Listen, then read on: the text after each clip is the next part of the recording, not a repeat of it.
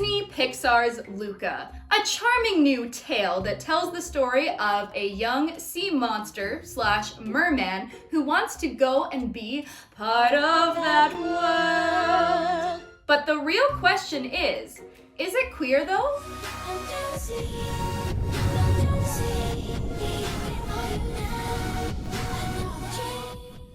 Shalom, merbays! Welcome back to my channel, or welcome to my channel if you are new here. If you are new here and you have no idea who I am, my name is Mermaid Zelda slash MZ. I am a professional mermaid, a Disney princess impersonator, an actor, a voice actor, and of course, a YouTuber. Otherwise, you wouldn't be seeing me right now. So basically, for a living, I dress up as different Disney characters, or sometimes just generic mermaids, and I do birthday parties, I do events, I do swimming pool parties, and all that jazz, so you could say that I am a pretty big fan of Disney. I also happen to be bisexual, so I see the world through my little rainbow-colored lenses. I'm sure we've all been seeing this debate online going around about Disney Pixar's Luca. Is it queer or is it not, and why? Today we're going to be exploring the queer coding in Luca and just going through whether or not I think the movie is or is not queer. Spoiler alert! Spoiler alert! Spoiler alert! If you have not yet seen the movie Luca, I would definitely recommend going and watching that first before you watch this video. There will definitely be spoilers ahead about the plot of the movie. I'll try not to give it all away, but still, you have been warned. If you care about spoilers, please go to Disney Plus, watch the movie, come back, add this to your saved videos, and I'll see you in 2 hours, okay? It's a really good movie. You should definitely go and watch it. So, where to begin? I'm pretty sure even before the movie Luca was released, there were kind of hints and theories that the movie was going to be queer. A lot of people have already made up their minds and say, yes, the movie is queer, where a lot of other people say, no way, it's not queer, they're kids, that's gross, don't sexualize kids. And don't get me wrong, I 100% agree with not sexualizing kids. That is not what this video is about. But that's also not what being queer is about. A lot of people seem to think that queerness is only about sex, so that to say a child cartoon character is queer is bad and gross and sexualizing. That is just not the case. And whether you like it or not, the reality is that kids are queer. Most kids realize that they are queer by the age of 12, if not sooner. In the movie, Luca is 13 and Alberto is 14. You can find that out just by Googling it. So they are actually young teenagers. And while yes, that still means that they are kids, that is definitely the age where people start to have their first little relationships or even their first loves. I definitely went on dates when I was 12, 13, 14, beyond. A lot of people have their first kisses during this time. A lot of people get their first boyfriend or girlfriend during this time. And there is nothing wrong or bad about that. If we are okay with straight kids being in relationships at, 12, 13, 14, 15, we also have to be okay with queer kids being in relationships at that age too. And also, Luca and Alberto are not so young compared to other Disney characters. Do you know how old our classic Disney princesses are? Do you know? Well, let me tell you, Snow White is 14, the same age as Alberto, and she gets full-on married in her movie. And maybe you're thinking oh, well, MZ, that's the first Disney princess ever. I'm sure the other ones are adults, right? Wrong. Jasmine is 15, Ariel, Aurora, and Mulan are all 16, and Belle is 17. So a full-on half of our Disney princesses are minors. So don't even try coming at me with, oh, you can't say that Luca and Alberto might be queer because that's sexualizing children, because that is complete hypocrisy. If you are okay with teenagers being in straight relationships, you also have to be okay with queer teenagers being in relationships. And if you're not okay with that, then I'm sorry to break it to you, you're just homophobic. One more quick disclaimer, I tried not to read any articles or watch anyone else's videos on this topic, which has been hard because I wanted to give my own opinion and thoughts without just regurgitating information that I saw from other people. But anyways, now that I've got those disclaimers out of the way, let's talk about the actual plot of the movie, talk about why I do think it is a queer movie, referring to both the relationship of Luca and Alberto, but also about the movie as a whole as an analogy for queerness. So when I was sitting down to watch Luca for the first time, the first thing I noticed was like, Pixar, is this just Ariel? Is this just your version of The Little Mermaid? Because we have the character Luca. He is a young teenage merman or sea monster, whatever you want to call him. I like to think of them as mermaids and mermen, but anyways, it doesn't matter. And he is kind of just bored with his life. He's living the same old routine. He's herding up his cattle, I guess. They have like a farm underwater of these fish. It's pretty cute and adorable. And he's kind of just like coasting through life. He has this big imagination and all of these dreams and daydreams and things that he wants to do in life and things that he wants to see. But he's kind of stuck in the sea as of right now. Then he stumbles upon some human artifacts, an alarm clock, a tarot card, a momophone? What are those things called? Gramophone. He finds a gramophone and he is automatically like intrigued. His little fishy mind is blown and he's like, where did these things come from? Who made them? So he goes to his parents and he's like, so like, what's the deal with those like land monsters and stuff? And his parents go, land monsters? Did you see one? Did they get you? You gotta be careful because they're gonna do murders. They're here to do murders.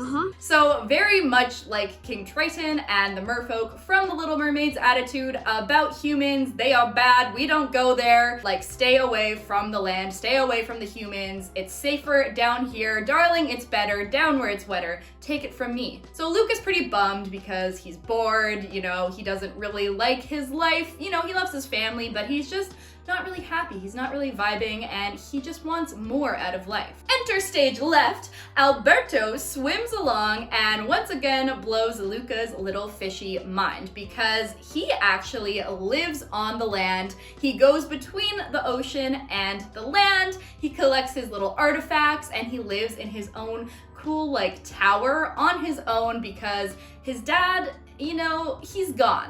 He kind of low-key abandoned him, which is sort of a parallel to what can happen when kids come out as queer. I'm kind of getting ahead of myself, but yeah. So Alberto, he's 14 years old and he's on his own and he's pretty lonely. So when he comes across Luca, he's like, oh my gosh, a new friend. Alberto teaches Luca how to walk and shows him what clothes are, shows him all of his cool things, and the two definitely hit it off right away. So Alberto is showing Luca all of his things in his tower, and then they see a poster for a Vespa, and Luca has this vision of him and Alberto riding off on a Vespa into the sunset together forever, just the two of them. Which, like, come on. Side note, I think it's really funny how this whole entire movie is low-key just a commercial for Vespa. But anyways, when Luca goes up to Alberto's place for the first time, he sees this poster of a Vespa and is like, oh my gosh, what is this? And it says Vespa is freedom. So that's what Luca wants. He wants to be free to live his life, and he has his little fantasy, his little daydream about riding on, you know, a Vespa and being free. And we find out later in the film that this poster is actually just covering up a bunch of tally marks that Alberto has been making since his father left him. We also know that his father used to live with Alberto in the tower and that he would go over to the human town all the time, according to Alberto. So it's safe to assume that a lot of the things in the tower belonged to Alberto's dad, especially a poster because Alberto does go into the ocean to find his trinkets and stuff, and I don't think a poster would be the best thing to go and get from the ocean. You know what I mean? It wouldn't last very well. So what I'm trying to say is I think the Vespa poster was probably actually Alberto's dad's. And he probably didn't even care about Vespas all that much until Luca comes along and he sees how interested Luca is. And Luca's like, oh, have you ever tried to build one? Like, I think you have all the parts. And ding, ding, ding, Alberto's like, oh, you're right. I think I will build one. I do have the parts. But these thoughts had never crossed Alberto's mind because it just wasn't that important to him. What's important to him is spending time with Luca. Okay. I think there's an argument to be made that Alberto is like 1000% queer, and maybe Luca is slightly debatable, but in my opinion, Alberto is like very into Luca. Okay? I said it, it's out there. Anyways, moving on. So the boys really enjoy spending time together. They actually build their own Vespa, and Luca keeps being like, I have to go. And Alberto's like, okay, bye. And then Luca just keeps staying like hour after hour until they finish. And then Luca has to swim home because it's nighttime and he's gonna get in trouble. So Luca does this back and forth for a while where he's sort of sneaking away from his responsibilities and his family to go up on land and hang out with Alberto because he's having fun, he's learning new things, he feels accepted, and like Alberto understands him more than his family does. Eventually, his family catches on and they threaten to send Luca away to the deep with his really creepy see-through uncle, Ugo, which again, like, you could say that I'm reaching a little bit here, but this is where like the analogy for queerness comes in again. When Luca's parents find out that he's different, that he doesn't want to live this life that they have laid out for him, this life that they expect of him, they are going to send him away to teach him a lesson and to change him, to make him grateful for what he has.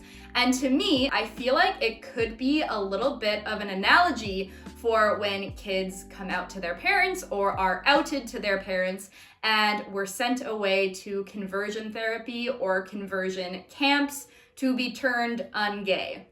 Just a bit of analogy metaphor there that I kind of picked up on. And obviously Luca's like, what the heck? No, I'm not doing that. And he ends up running away, which is another very common thing that happens with queer kids. Either their parents abandon them, kick them out, or they run away. What do I do? Stay?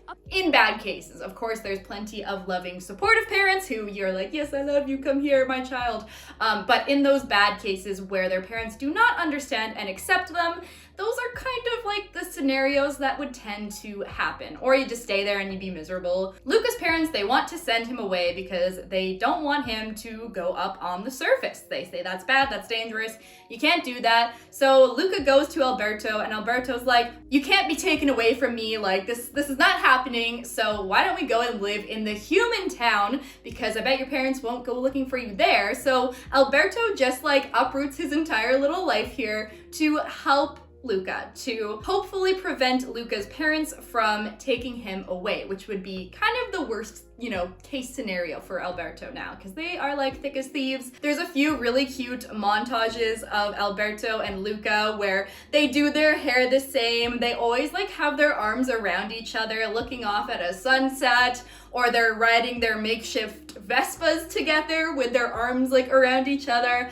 And it's like super cute and playful and fun. And yes, this could just be alluding to a very close friendship, but it could also be alluding to that first love that you feel when you're like 13 or 14 and the person who you like likes you back, and you hang out and you go on the swings and you hold hands and you go and see a movie together, and it's very pure and wholesome. Even if you want to argue that Luca and Alberto's relationship is not queer, it's still a really beautiful, affectionate, platonic, let's say, in your opinion, platonic relationship between two boys, which we still don't get to see very often in movies and shows. So even if you disagree and you think that they're not queer, like, it's still a good step forward and it's still a really lovely relationship. So anyways, these are the things that are happening, these are the images that we are seeing, and this is the vibe that we are getting from Luca and Alberto's relationship. I'm gonna sort of stray away from the storyline now a little bit because not every single plot point is indicative of a queer relationship. Indicative? Is that a correct way to say that word? Not every part of the plot alludes to queerness, because obviously there's a whole entire plot going on, like this is not an openly queer movie, if only. We're not so lucky. So I'm not going to touch on every single plot point of the movie. I'm going to talk about some of the moments that Luca and Alberto share together, some of the things they talk and they dream about, and yeah, just kind of go from there. So Luca and Alberto dream about winning a Vespa or buying a Vespa and riding off into the sunset together, just the two of them being free to sleep under the stars together and just live their lives, just the two of them. And that's like what they want, which is super, super sweet and definitely doesn't seem like the most platonic things that you plan with your friends. But anyways, who knows, like you can make an argument there. Luca loves his parents, but because they don't understand him, he would rather live with Alberto and be free to be who he is and learn new things and experience new things. Luca's parents kind of force him into this situation where it's either them or Alberto, and he chooses Alberto. When Luca and Alberto get to the human town, we meet lots of new characters, including Giulia and Ercole. Ercole is like this jerk bully, and he's got his little like sidekicks who he actually bullies them too, and he makes them bully each other, and it's a whole thing. But a few times Ercole is like attacking Luca and Alberto. He's just like a really, really nasty kid. Can I even say kid? I think he's probably at least 18. Like, get a life, dude. But anyways, whenever this happens, whenever Ercole is threatening them, Alberto always like is trying to shield Luca and protect him. It's really cute. I know he's like a little bit taller and like 1 year older, but still, I don't know, it's just like very sweet that, I don't know, I feel like boys would more so like run away together or like maybe try to fight together, not necessarily shield their friend. You know? Does that make sense? Hey, my friend smells amazing. Alberto also gets extremely jealous of Giulia when Luca and Giulia are hanging out, and Giulia is teaching him new things about space and all that kind of stuff. Alberto gets very jealous, and I know that friends can get jealous of each other, but like, it seems like a little bit more than friendship jealousy, if you get my drift. Like, it's pretty intense. Like, it seems like he thinks that Luca is gonna fall for Giulia and not want to be with Alberto anymore. So Alberto is very, very, very, very threatened by Giulia, even though Giulia just wants to be friends with both of them and she has like no like intentions like that whatsoever. But Alberto gets very jealous, and I think that that is just like another piece of evidence that may suggest that at least Alberto is gay and into Luca. I do think that they are both gay though. After the whole thing goes down where Luca betrays Alberto and he regrets it, he feels really bad, and he just wants to do anything to make Alberto forgive him because he made a mistake. That's his best friend, that's his guy, and he definitely loves him and wants to do whatever it takes to make him happy again so that they can be together again. So Luca goes through this whole entire race on his own, even doing the swimming section, which was a very risky move on his part. And he's like, I promise, I'm gonna make it up to you, Alberto. Like, you taught me so much. Silencio, Bruno, and you didn't deserve this. And he didn't. That was a very heartbreaking moment. I'm not gonna talk about it. It's fine. We're not gonna talk about it. So when Luca is riding the bike and he's about to win the race and it starts to rain, here comes Alberto with a big umbrella, and he's smiling and he's like, just hold on, like, I got you. And then of course the jerk Ercole knocks him over and he is exposed in the middle of town, like not even close to the ocean, as being a sea monster. So Luca's like, oh my gosh, I gotta go help. And Alberto's like, no, don't. You're still okay. No, stop. Stay there. You're still okay. And I'm like, oh my god, my heart. And then someone throws a net on him, and Luca's like pissed now. And he's like, I don't care about any of these people. I don't care about the Vespa. I don't care about school. I don't care about anything. I have to save Alberto, which it's really, really epic and sweet. And that moment where like their hands reach out for each other and they're like looking in each other's eyes, and it's so sweet. So he totally like abandons the race. The whole reason that they were there was to escape the sea, to like hide their identities as sea monsters. So now that cover is blown, you know, they can't really hang out in the human town anymore, or at least that's the assumption. So it's just like a really, really, really sweet and epic part of the movie. And then once Luca and Alberto are both exposed for being sea monsters, they also help their friend Giulia after she knocks Ercole over. She takes a little tumble down the hill. So they've got like a clear shot to just jump into the ocean, but they love Giulia too. She's their friend. So they go and they make sure that she's okay. And now they are surrounded by this crowd of people who are seeing that Alberto and Luca are sea monsters, and there's fishermen and they've got their harpoons and they're like ready to go. But Julia obviously is defending her friends and is like, no, like don't hurt them. But then even more importantly, her dad, who is a very like respected member of the town and a fisherman himself, says, I know who they are. This is Alberto and Luca, and they are the winners. And he stands next to them proudly, and all of the other fishermen and people put down their weapons. They're like, oh, okay, if you're defending them, if you say that they're cool, then I guess we don't need to attack them. Julia and her father definitely seem like an analogy for queer allies, because it's very, very difficult and scary to out yourself as queer in our world. Like, let's talk about queerness for a second. I know they were outed as sea monsters, not as queer, but talking about a person coming out as queer, it can be very scary, very nerve-wracking. People in your life might ditch you. They might not want to be your friend or your family anymore. But what always helps is those people who do accept you. And the more people who accept queer people openly, the better it's going to be for everyone.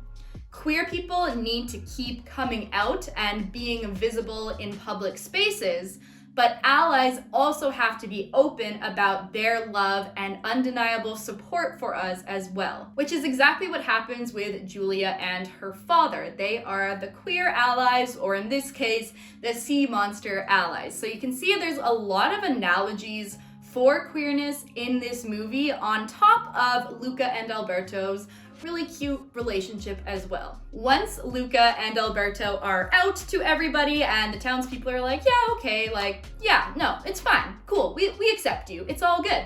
We also see these two like elderly sea monster women drop their umbrellas and reveal that they are also sea monsters, and two ladies together, which seems like another analogy for how when maybe the younger generation, or just when more people come out, because you see like, oh, if people will accept them, then that means that they're going to accept me as well. So I think that the old ladies revealing that they are also sea monsters is very cute, adorable. I love that it's two ladies, because it's like, one, they're probably gay, and two, they felt comfortable being themselves after probably decades of hiding their identities to the land monsters, to the humans, because they didn't feel safe. And now let's talk about the end of the movie. So they win the race and they win the prize money to go and buy their crappy little Vespa. They ride around and have some fun.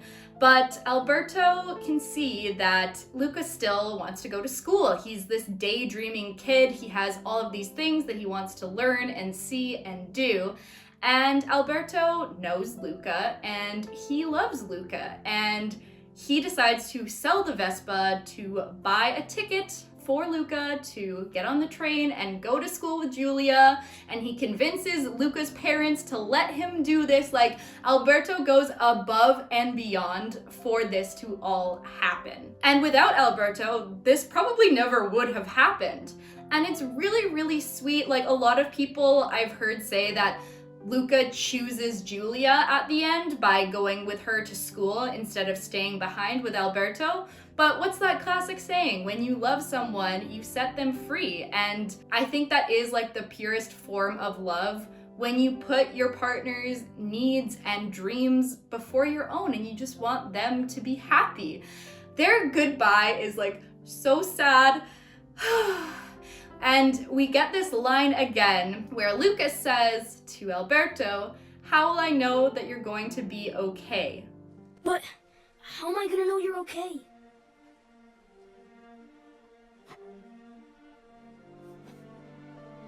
Just like Alberto said to Luca earlier, like, stay there, you're still okay. Like, they want each other to be okay and good and fine and safe, and they're like, how will I know you're gonna be okay without me? You got me off the island, Luca. I'm okay.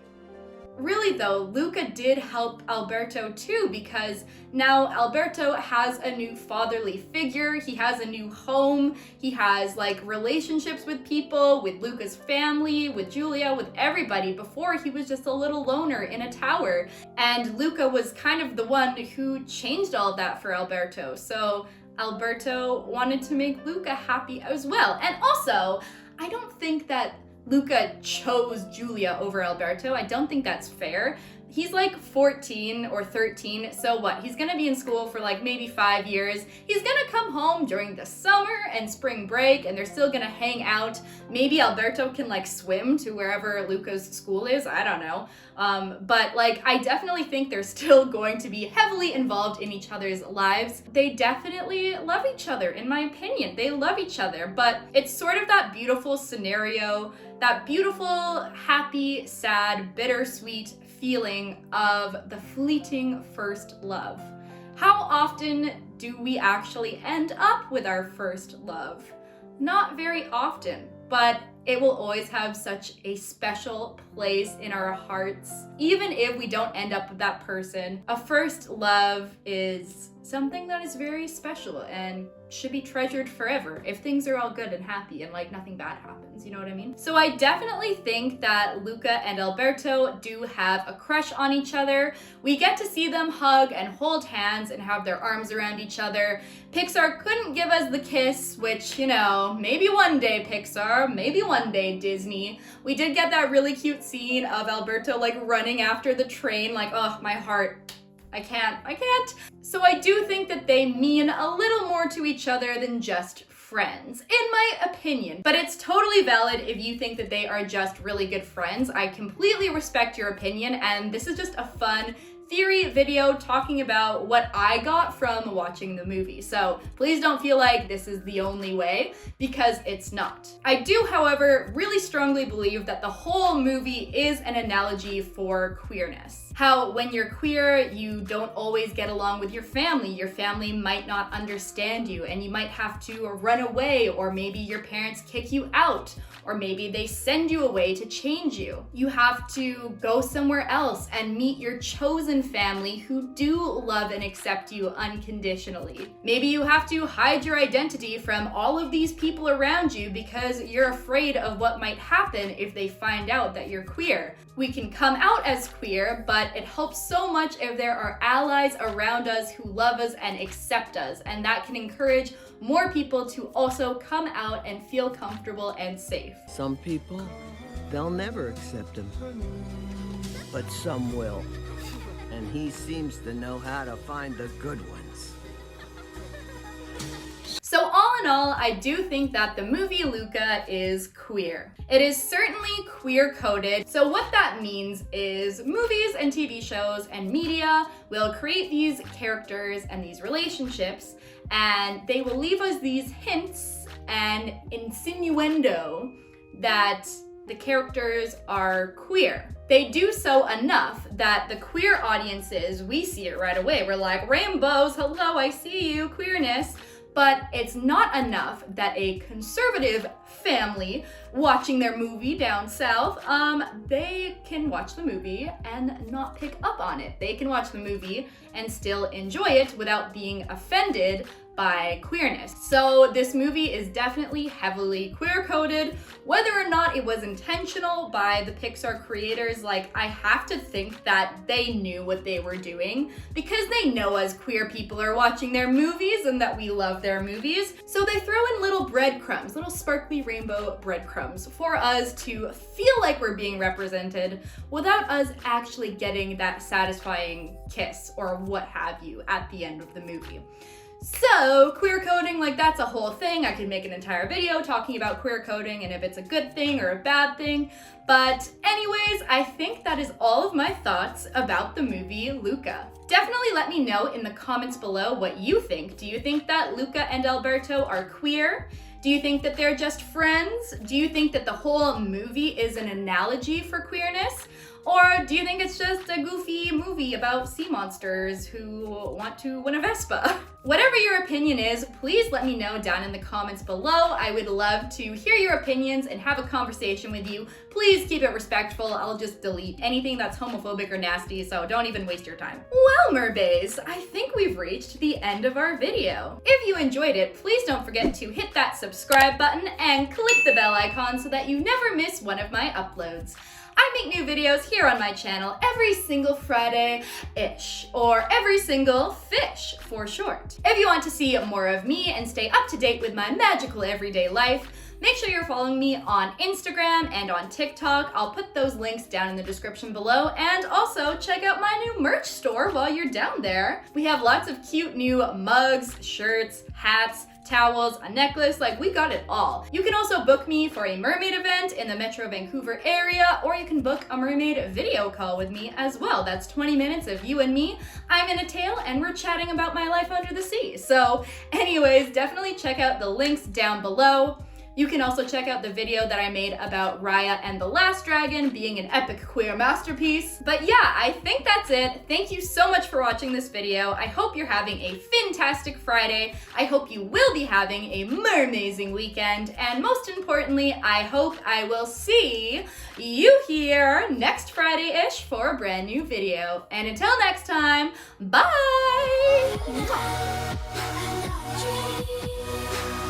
Monsters running down inside me.